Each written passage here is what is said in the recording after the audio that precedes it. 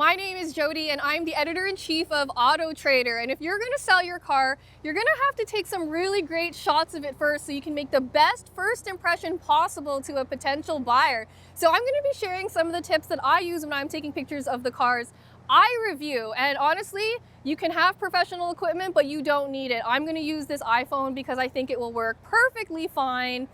The first thing you need to do is flip it into landscape mode. I know a lot of people think that's obvious. The second thing is to give it a little wipe, because if your lens is smudgy, it's not going to make your photos look nice and sharp. So I've picked this nice open background, and it's honestly not too important where you do it, because I'm going to get a little bit closer to the car so you can see more of the car. And then the important thing to do is to get all the angles. So every time you take a step or two, take a new picture. And it's getting a little bit sunny now, but honestly, not a big deal because the phone compensates for it really well. And then my biggest piece of advice is that you really want to make sure to take pictures of any imperfections, because honesty is the best policy.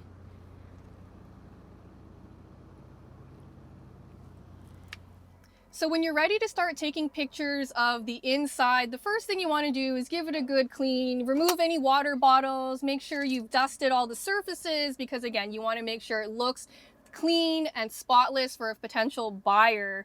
I like to do my interior photos in an area that is kind of overcast or in a shadow, because whenever there's harsh sunlight, it doesn't really cast the best light on your interior. So if you see a bit of harshness, try closing the sunroof, and that already makes a big difference. So that's perfect. And again, you want to take a picture of the trunk, all the seats, any imperfections. And if you want more tips and advice, make sure to subscribe to the Auto Trader YouTube channel, because we've got tons of it over there and we're awesome.